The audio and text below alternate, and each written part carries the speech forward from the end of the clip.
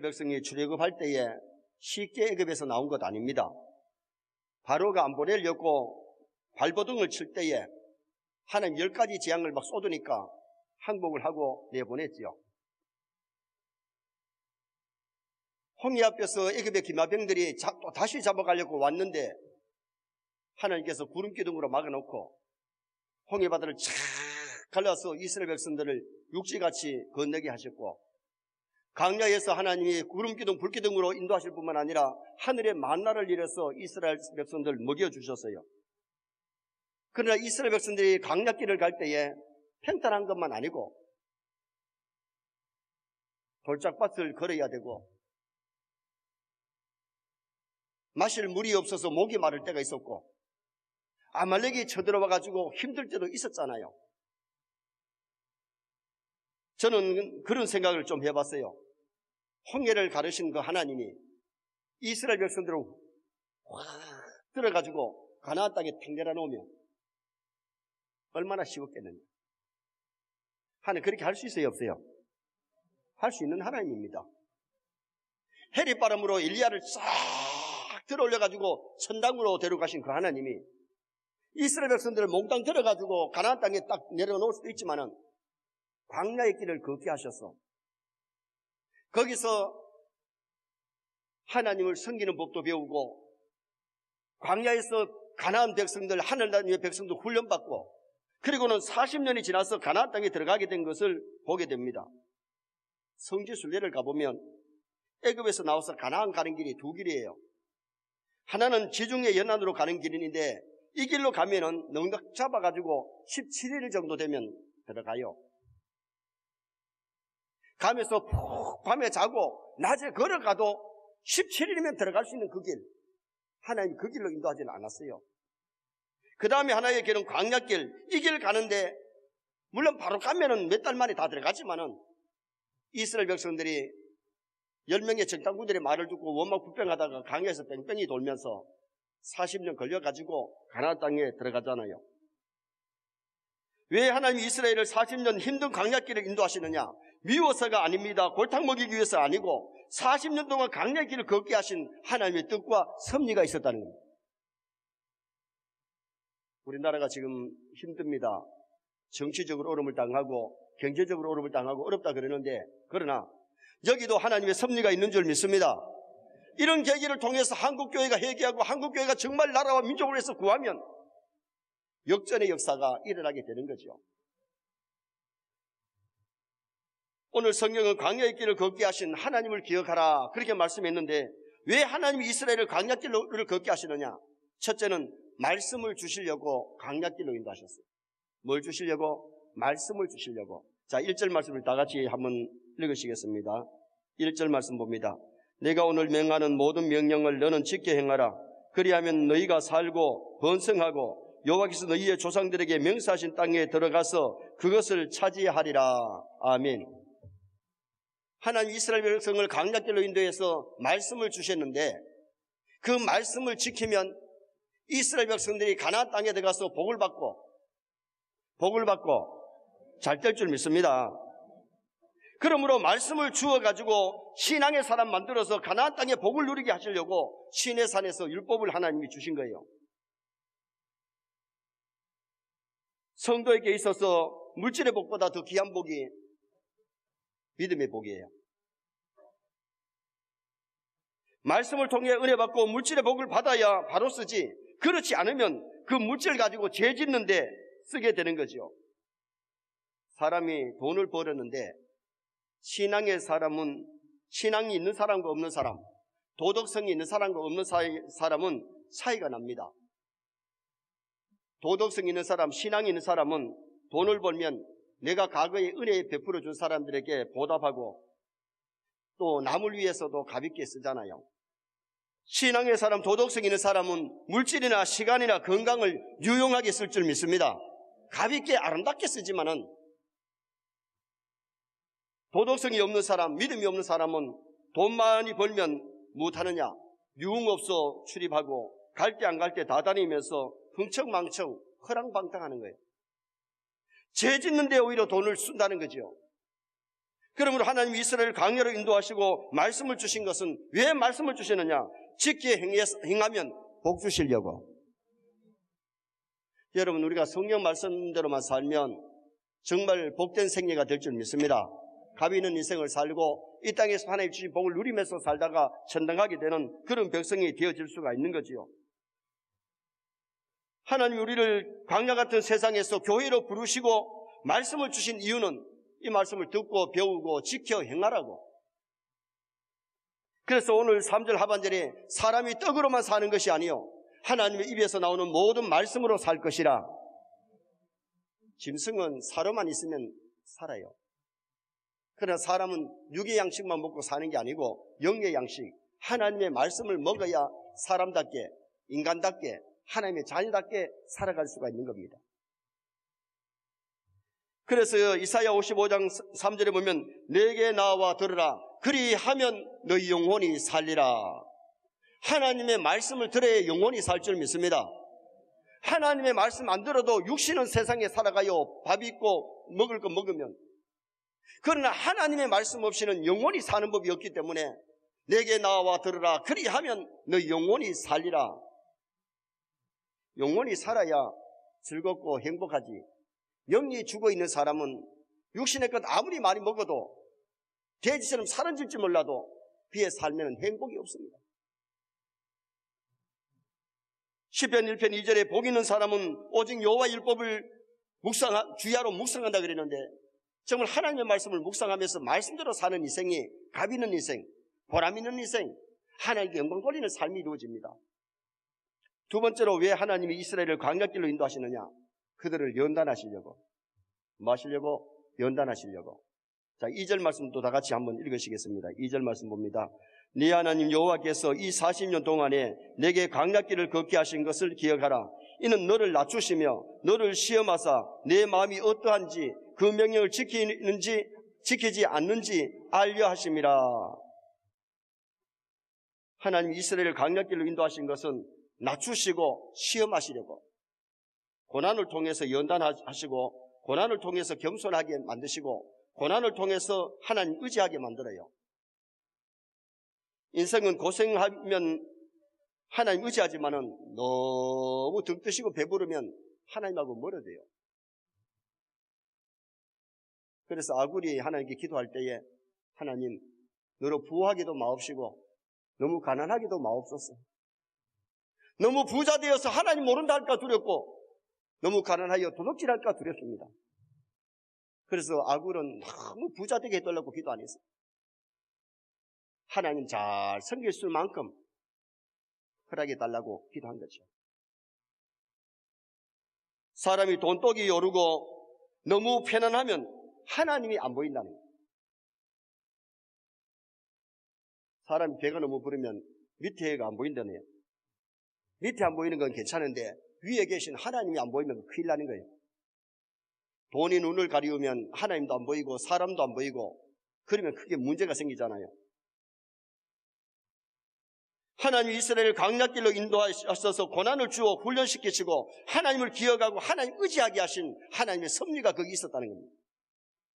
18절 말씀에 보면 내 하나님 여호와를 기억하라. 그가 내게 재물 얻을 능력을 주셨음이니라. 출애굽하게 하신 하나님을 기억하고 홍해를 건너게 하신 하나님을 기억해야 되고 광야에서 먹을 것 마실 것 주신 그 하나님 기억하며 살면 하나님이 재물 얻을 능력도 주실 줄 믿습니다. 그래서 광야에서 훈련시켜서 가나안에 가서 그들이 복을 누리도록 하나님이 광야에서 훈련을 시키신 거예요. 어떻게 보면 우리가 살고 있는 이 세상이 광야길입니다. 천국에 들어가기 전에 하나님 이 땅에서 우리를 연단시켜서 겸손하게 하고 하나님 의지하게 하고 하나님 만나게 하고 하나님을 체험하게 하고 그러면서 우리를 연단시켜 주시는 하나님이세요. 성도에게 환난이나 시련이 올 때에 고난을 통해서 연단시키시는데 하나님 진짜 하나님 믿으면 하나님 원망 안 합니다. 오히려 감사하게 되는 거지요. 시편 119편 71절에 고난당하는 것이 내게 유익이라. 이로 말미암아 내가 주의 윤례를 배우게 되었나이다. 신앙생활하면서 한 번도 고난이 없는 것보다는 고난 가운데 우리가 하나님을 체험하고 배울 것을 배우게 되는 그런 좋은 기회가 될 수 있는 거죠. 욥기 23장 10절에 내가 가는 길을 오직 그가 아시나니 나를 단련하신 후에는 내가 순금같이 나오리라. 하나님이 욥의 형편을 몰라서가 아니고 욥의 가는 길을 다 아시는데 큰 환난이 욥에게 왔잖아요. 그러나 욥은 자신을 단련하신 하나님을 알았기 때문에 원망하지 않고 죄짓지 않고 믿음직에다가 갑절의 복을 받는 욥을 보게 됩니다. 욥의 믿음을 가지면 어떤 고난이 와도 원망하지 아니하고 어떤 환난 가운데서도 하나님을 더 가까이 하는 그 능력을 체험하는 그런 계기가 되는데, 욥기 42장에 가면 욥이 뭐라고 고백합니까? 전에는 귀로 듣던 하나님을 고난 가운데서 눈으로 보는 하나님을 체험하게 되는 그것을 경험했다고 고백하잖아요. 평탄할 때도 감사해야 되지만 역경 가운데서 감사할 수 있기를 바랍니다. 왜? 나를 연단하시는 하나님을 바라봐야 되기 때문에. 요나가 가는 길이 그냥 평탄했으면 니느웨에 가서 사명도 감당하지 않았을 텐데, 풍랑을 만나고 고기 뱃속에 들어가서 고난을 겪을 때에 회개하고 기도하고 니느웨에 가서 복음 전할 때에 니느웨가 구원받는 큰 하나님의 능력을 체험하는 기회가 됐잖아요. 그러므로 성도에게는 고난이 유익이고 고난이 불행이 아니라는 겁니다. 광야의 길을 걷게 하신 하나님이 이스라엘 백성을 연단시켜서 가나안으로 정착시키신 그 하나님을 보게 되지요. 태평양 전쟁 때에 미국의 하이테크를 갖고 있는 해군 대위가 자기가 탄 배가 침몰돼가지고 용케도 자기는 강판 하나를 붙잡고 살았는데, 문제는 뭐냐? 바다에 강판을 붙잡고 떠 있으니까 낮에는 햇빛이 쫙 내리쬐니까 너무너무 뜨겁고 밤에는 춥더라는 겁니다. 얼어 죽을 만큼 춥더라는 거예요. 그런데 그보다 더 힘든 게 뭐냐? 목이 바짝바짝 말라가지고 물이 먹고 싶은데 물이 없잖아요. 목사님, 물에 떠 있는데요, 온 천지가 물인데요, 바다가 물이지만 바닷물을 먹으면 죽는다는 겁니다. 그때 그 강판을 붙잡고 하이테크 대령이, 하나님, 광야에 있을 백성들을 굵기둥을 인도하시는 하나님, 하나님 살아계시지 않습니까? 나 물 좀 주세요. 목이 말라 죽겠습니다. 그랬더니 시커먼 먹구름이 오더니만 소낙비를 쫙 내리는 거예요. 그래 입을 벌리고는 그 소낙비를 받아가지고 목을 죽이면서 살았대요.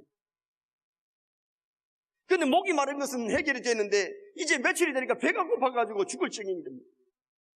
하나님, 물을 주셨는데 이제 먹을 것 좀 주세요.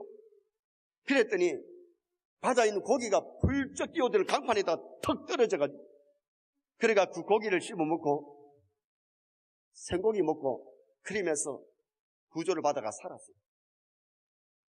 그래서 미국의 전역에 다니면서 하나님은 지금도 살아계십니다. 하나님은 지금도 살아계십니다. 기도할 때마다 응답 주시는 하나님입니다. 그러면서 많은 사람에게 간증을 했고 자기의 신앙이 하나님을 영적으로 만나는 체험을 했다고 고백하잖아요. 여러분, 우리는 잘 되고 평탄할 때도 감사해야 되지만은 역경 가운데도 하나님 우리를 지키십니다. 우리와 함께 하십니다.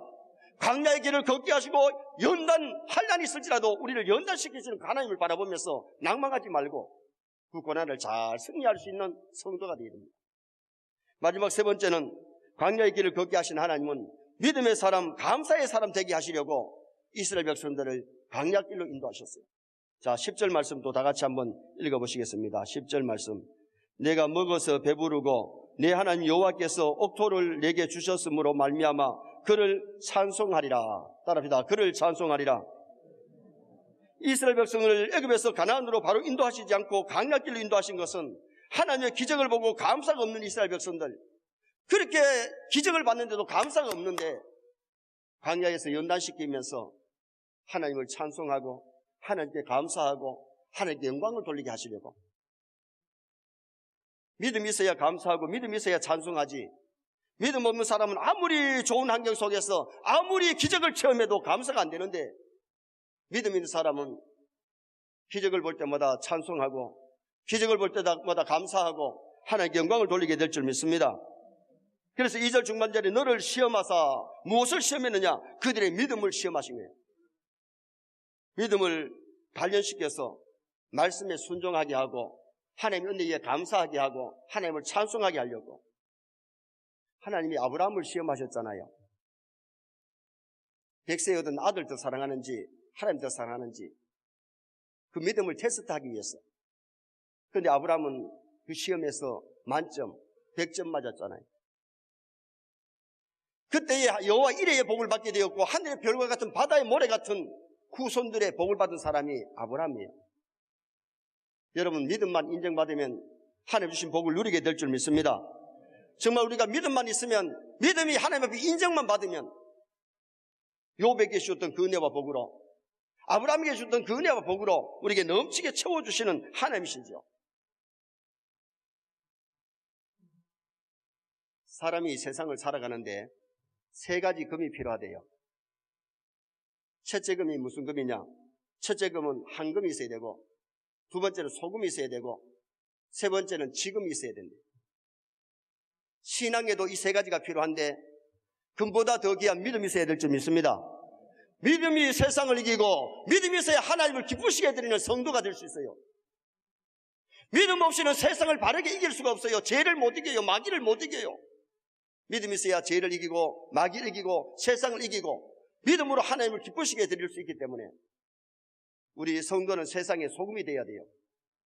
소금이 맛을 잃으면 사람에게 짓밟힌다. 소금이 들어가면 음식에 맛을 내잖아요. 진짜 성도가 말씀대로 사는 성도는 가정에서도 맛을 내고 직장에서도 맛을 내고 교회에서도 맛을 내고 남에게 유익을 끼칠 줄 믿습니다. 그러나 맛들은 소금이 됐기 때문에 요새 교회들이 세상에 소금이 되고 빛이 되어야 되는데 빛을 잃어가고 소금의 맛을 잃어가니까 세상 사람들이 지탄받고, 한국 교회들이 아름답지 못하기 때문에 지금 이 나라가 시끄럽고 어려운 겁니다. 먼저 믿는 저희들이 빛되게 살고 소금의 역할을 감당해야 되죠. 그리고 중요한 것이 뭡니까? 지금 잘 믿어야 될 줄 믿습니다. 지금 잘 살아야 될 줄 믿습니다. 다음에 잘 믿지, 다음에 잘 살지, 그러다가 아참이 끝나는 것 아닙니까? 과거 자랑하지 말고 지금 내 믿음이 어떤 거냐? 지금 내 믿음이 정금 같은 믿음, 정말 내 믿음이 큰 믿음으로서 하나님을 기쁘게 해드리고 지금 충성 봉사하다 가야지, 다음에 충성하지, 그러다가 아참이 끝나는 거예요. 기회에 있을 때에 지금이 중요한 겁니다. 지금 잘 믿어야 되고 지금 잘 살아야 되고 지금의 세상의 소금과 빛의 역할을 감당할 수 있는 우리가 되어야 되잖아요. 집에서 쓰는 연장이 무디면은 옛날에는 용광로에 가가지고 그 불무에다가 넣으면은 쇠가 붉게 달아요. 그러면 그것을 끄집어내가지고는 망치로 촥 때려서 그 다음에 물에다가 넣으면 드지. 그래가 또 불에 넣어가지고 달구어서 또 치고 때리고 해서 물에다가 넣고 해서 단련한 다음에 그것이 좋은 연장이 되는 거예요. 하나님께서 우리를 연단하실 때에 그 용광로에서 어떻게 보면 힘들고 어렵지만은 그 용광로를 통과해야 돼요. 말씀을 통과해야 돼요. 성령의 불에 뜨거워지고 말씀으로 단련된 그 믿음이라야 어떤 환난이 와도 넘어지지 않고 쓰러지지 않는데, 내 믿음이 약하면 조그마한 말 한마디에도 시험 들고 조그마한 시험도 못 이겨 가지고 교회 나갈까 말까, 충성할까 말까 그러면서 넘어지고 자빠지고 시험 들잖아요.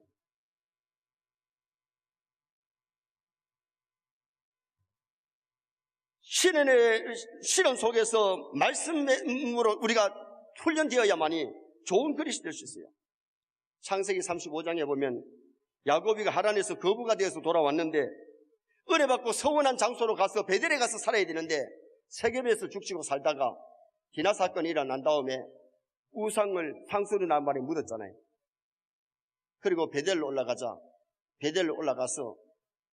이스라엘의 삶을 살게 되는, 어떻게 보면 야곱 강가에서 이미 이스라엘의 이름을 얻었지만은 세겜의 삶은 야곱의 삶을 살았지 이스라엘의 삶을 산 것이 아니에요. 교회를 다니면서도 아직도 세상 사람하고 똑같이 사는 사람들, 성도의 삶이 아니라는 겁니다. 우리는 교회에 다니는 교인의 삶을 사는 것이 아니라 신자의 삶, 성도의 삶을 살아갈 수 있기를 주님의 이름으로 축원합니다. 환난 징계가 왔을 때 깨닫고 야곱은 베델에 올라갔잖아요. 자, 5절 말씀 우리 다 같이 한번 읽으시겠습니다. 너는 사람이 그 아들을 징계한 같이 내 하나님 여호와께서 너를 징계하시는 줄 마음에 생각하고. 여러분, 하나님 잘 섬겨야 될 사람이 잘 못 섬길 때는 하나님이 징계하십니다. 그 징계 때에 빨리 깨달아야 돼요. 야곱이 이스라엘의 삶을 살지 않고 야곱의 삶을 살다가 환난이 왔을 때에 그 모든 것을 청산하고 베델 올라가는 것이 야곱과의 종교 계획이었어요.